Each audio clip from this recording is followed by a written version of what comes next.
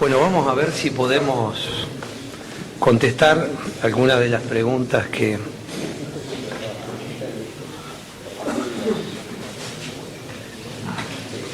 quieran realizar. Les digo, antes que nada, que el marco de la comunión es esencial para el tratamiento y para aún la discusión de estos temas que tienen que ver con la planificación familiar, con el orden financiero. Nosotros precisamos como discípulos ser sensibles al Señor, sensibles al Espíritu. Hay algunos principios que a mí me gusta siempre afirmarlos con vigor, porque hay muchos que buscan el consejo para seguir haciendo lo que quieren y no reciben el consejo. El aconsejamiento es importantísimo para la vida de cualquier hermano o hermana. Nosotros somos formados en la medida que somos sensibles al Señor y sensibles también al consejo. Es muy clara la Escritura, ¿no? El que es aconsejado, recibe el consejo, es sabio, ¿no? Es decir, el que tiene una palabra concreta de parte del Señor a través de los hermanos, la recibe y la aplica, la palabra nos dice que ese es un hombre sabio. En cambio, el que desprecia el consejo, el que desecha el consejo, es necio. La obra se hace con aquellos que realmente anhelan la sabiduría de Dios y quieren aplicar el consejo de Dios en todas las áreas. Y tenemos que confiar en la acción del Espíritu, porque la acción del Espíritu también está en el hermano que nos ministra, en el hermano que nos ayuda, en el hermano que nos sirve. Por eso no seamos cerrados. El gran problema que tenemos y que existe es que, primero, no buscamos el consejo. Un discípulo, un aprendiz, quiere saber, quiere tener la palabra, quiere escuchar la palabra porque quiere aplicar la palabra para ser como Jesús. El argumento, la excusa, son un freno, son un estorbo para el desarrollo espiritual. Le quiero decir esto, que lo deben saber, pero yo creo que una de las grandes dificultades que hoy estorban el crecimiento y el desarrollo espiritual son nuestros pensamientos propios, nuestras ideas propias, que a veces las traemos de atrás y que son las que nos paralizan y no nos dejan crecer espiritualmente. Y esto no solamente en el tema económico, en toda la temática que involucra la vida de un discípulo, y en todas esas áreas precisamos tener ese corazón manso y humilde. Es imposible ser discípulo si no está esta mansedumbre y humildad. Al altivo el Señor lo mira de lejos. Estas cosas, dice Jesús mismo, que son escondidas para los sabios y entendidos, pero son reveladas a los niños. Les digo porque estas cosas tienen mucho que ver con todo lo que a veces tenemos que resolver o responder en esta área financiera. Aclarado esto, acá hay una pregunta, dice: ¿es aconsejable pagar una deuda de un servicio, luz, gas, etcétera, con tarjeta de crédito? Porque el monto es alto, como último recurso. Más de 6.000 pesos, yo estimo que 6.000 pesos serían unos 12.000 uruguayos, sí, es una cantidad bastante importante, que probablemente tal vez sea más de un mes de consumo. Sí, sí, casi 300 para nosotros. Porque ya también tiene el aviso de corte, es decir, la espada está aquí, ¿no?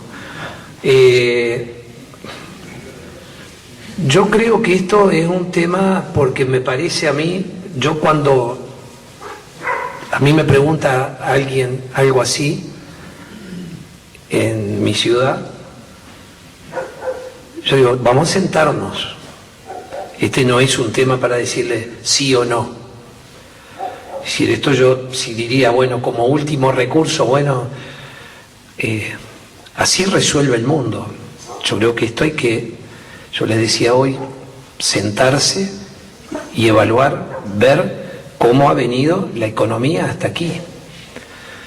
Porque en realidad el pago de los servicios tendría que ser lo primero. Y si con los ingresos no estamos pudiendo pagar los servicios, ya tenemos una dificultad y necesitaríamos, hasta diría, un aconsejamiento pastoral. ¿Cómo encauzar? Porque si hay una familia detrás, para mí esta es una situación de riesgo, es una situación de peligro. Y lo peor que puede pasar es uno responder algo sin tener todo el cuadro completo y tener visible todo lo que tiene relación con esa economía familiar. Por eso a esta pregunta yo diría, me parece que esto hay que ver cómo se llega o cómo se produce esta situación.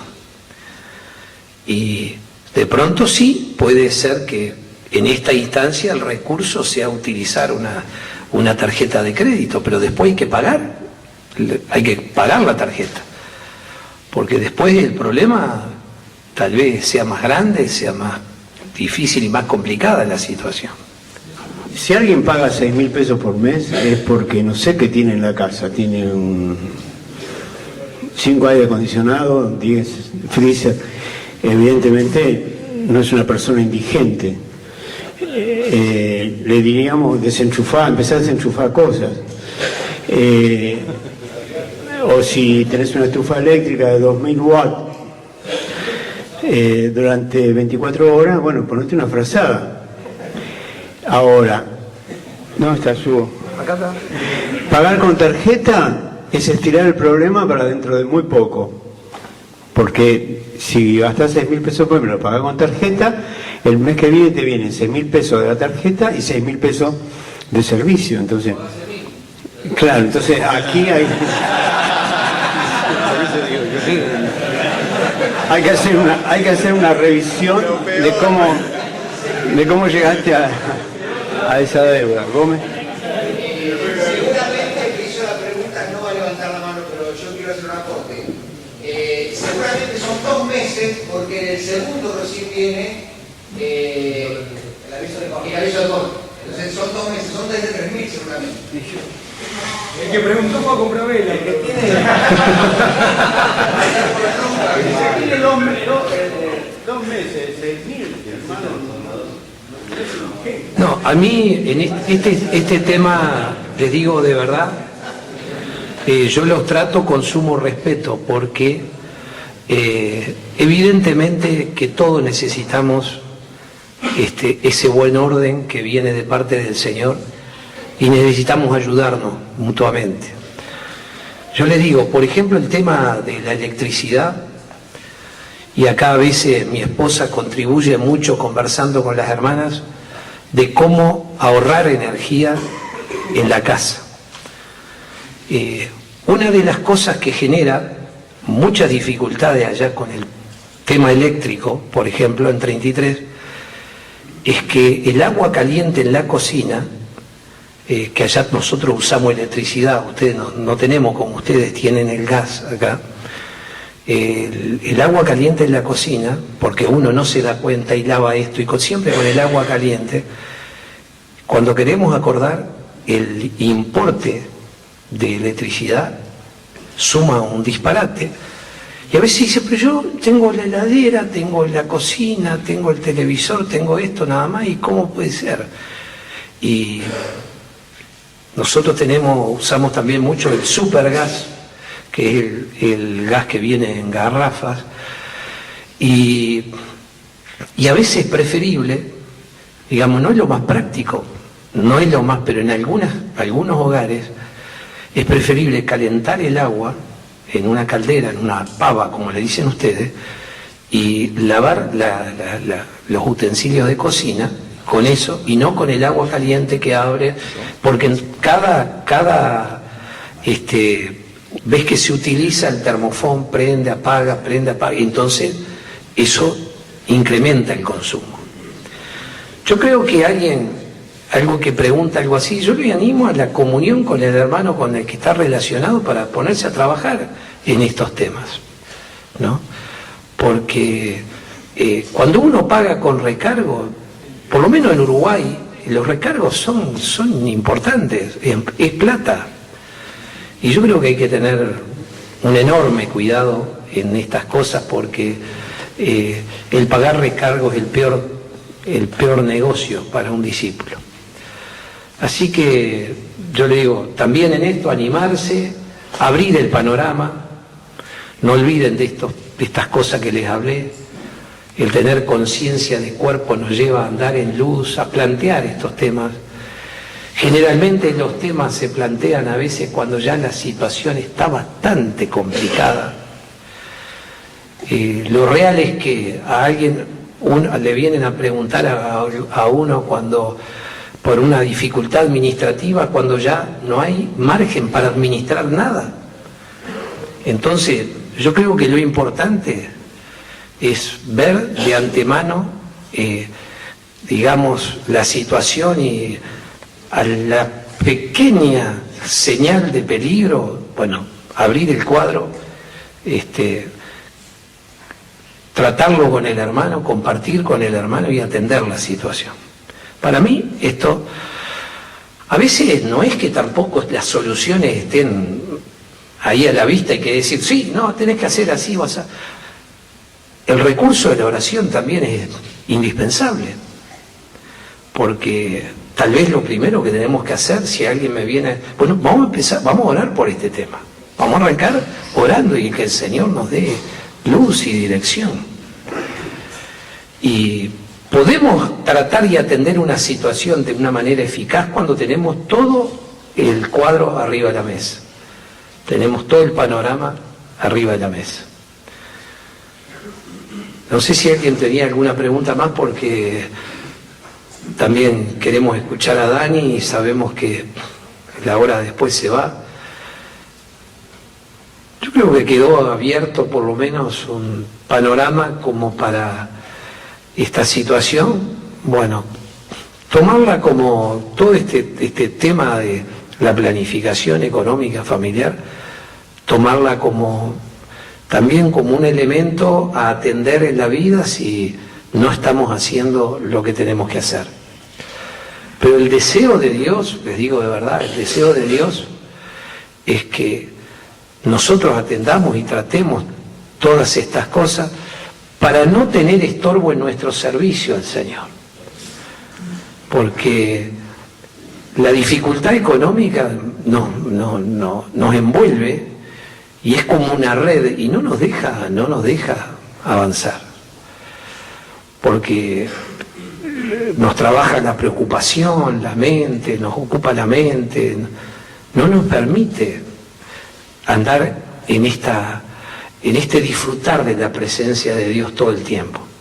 Y nosotros lo que precisamos es justamente esta relación con el Señor, que esté presente, activa siempre, porque es lo que nos va a dar la capacitación para predicar el Evangelio, anunciar el Evangelio, de ir a las personas que el Señor ya tiene preparadas para nosotros que le hablemos, y para también disponer los tiempos para enseñar las cosas que Cristo ordenó y que mandó que se hiciesen, y de esta manera llevar fruto, ¿verdad?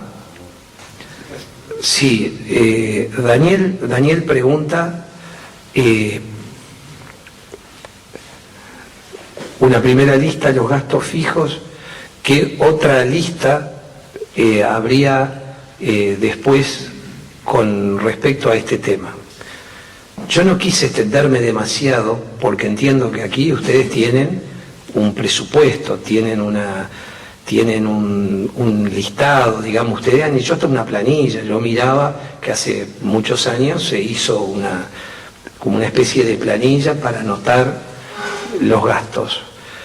Yo, para no demorar mucho, voy a leer cómo tenemos nosotros ordenado el tema.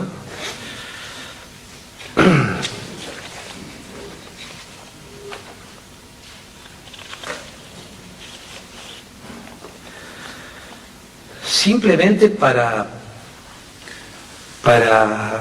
las prioridades, para entrar en un terreno, luego que cubrimos los gastos fijos, cómo ordenar las prioridades. Porque tenemos gastos variables, tenemos gastos imprescindibles y tenemos imprevistos. Y muchas veces la prioridad de un gasto lo da la necesidad, porque de pronto, y aquí también tenemos que ir caso a caso, porque de repente lo que para vos es prioritario, para mí no, pero de pronto dentro de un tiempo para mí es prioritario y para vos no. Entonces, por eso yo creo que habría que determinar, y esto me parece bueno que cada uno lo haga, ¿no? Y cuando se sienta con la esposa, decir, bueno, vamos a establecer ese programa de gastos, de cosas que tenemos que atender, necesidades que tenemos que atender,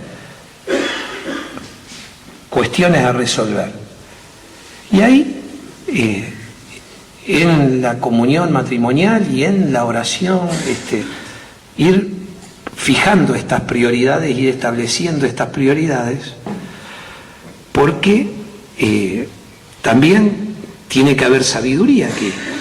Y el consultar a los hermanos siempre me parece a mí porque esto es aprovechar un tiempo. A veces los dos matrimonios conversando el tema, el matrimonio ejercitado, el matrimonio experiente, el matrimonio que ya ha recorrido con anticipación toda esta temática.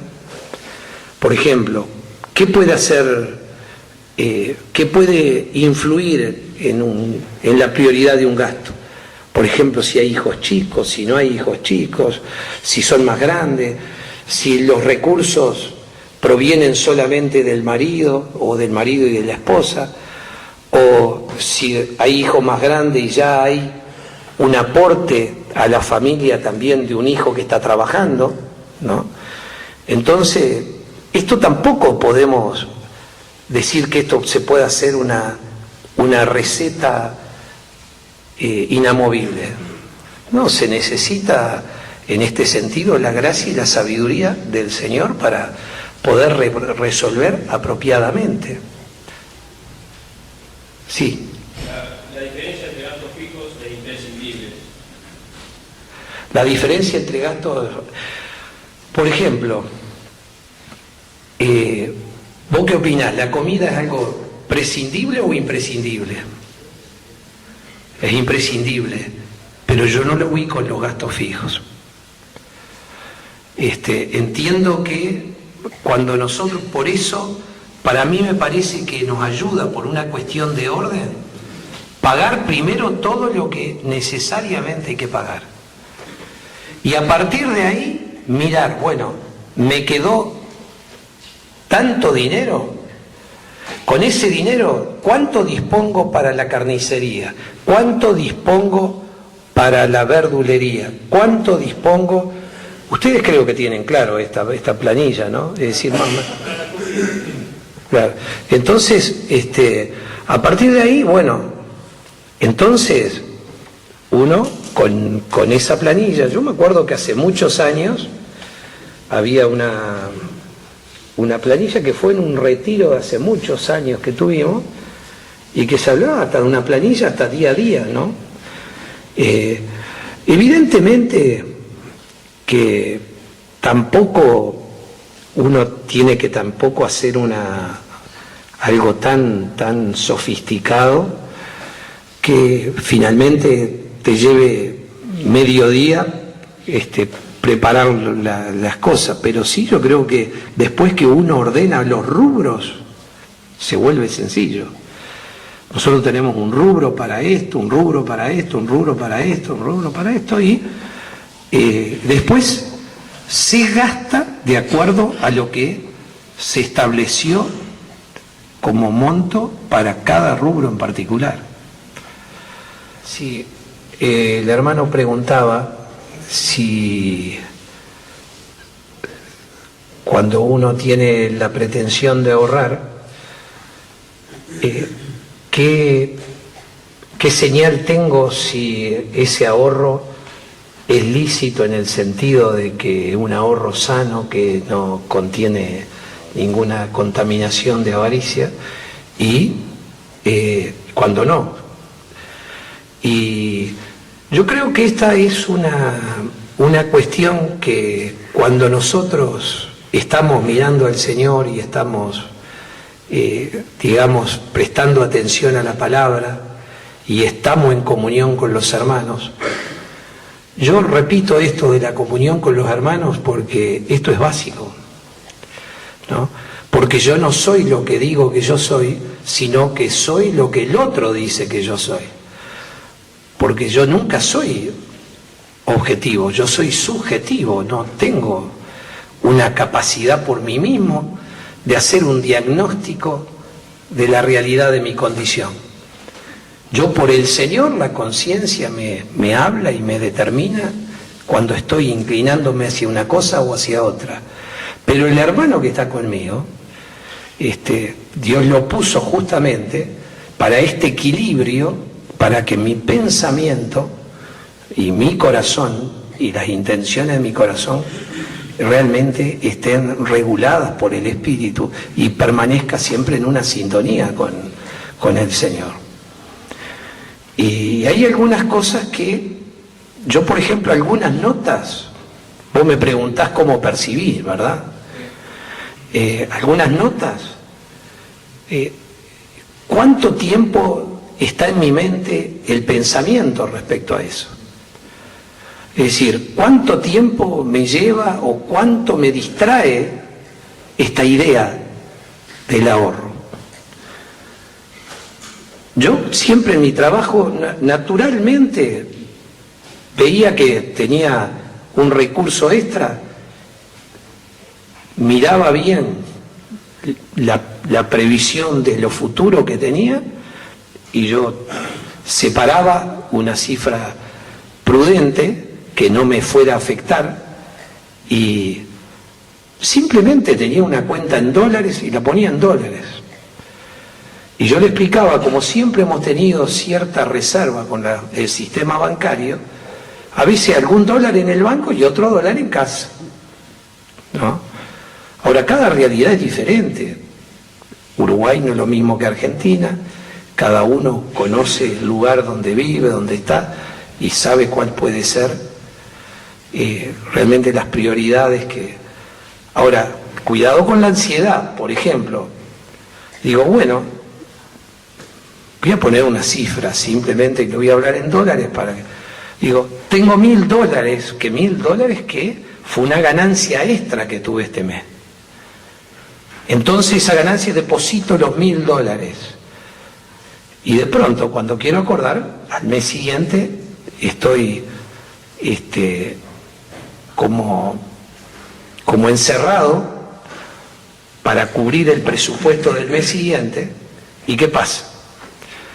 Digo, bueno, no voy a sacar ese dinero, ¿no? Entonces me pongo en una postura y en una actitud, cuando yo lo que podía haber hecho perfectamente era haber depositado $500 y $500 lo dejo guardado. Bueno, si se precisan para el mes siguiente, estoy tratando de llevarte cómo mido yo a nivel individual, digamos, mi corazón, ¿viste?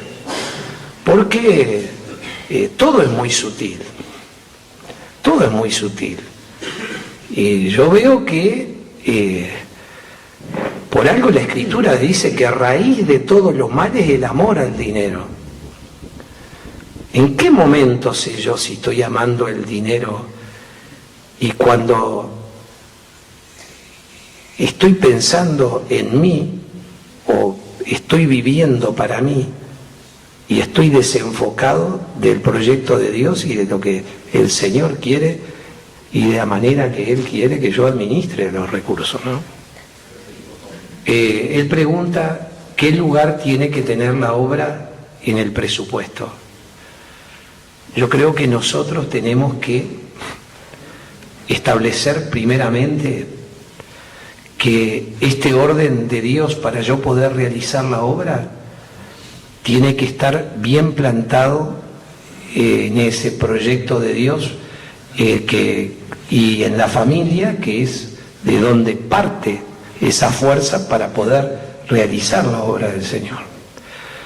Es decir, para mí, si tuviera que darte una respuesta, yo hago la obra mientras estoy viviendo en este orden que Dios me determinó. No es una cuestión extra. Yo tengo que hacer la obra, tengo que estar trabajando, predicando el Evangelio y haciendo discípulos, pero es imprescindible para este buen servicio al Señor que yo tenga bajo control mi economía. Mi economía y todo lo que tiene que ver con la obra, con la casa. Hay gente que por ejemplo, dice, no, pues yo tengo que ahorrar porque yo no puedo salir a hacer esto o hacer lo otro si no tengo esto primero.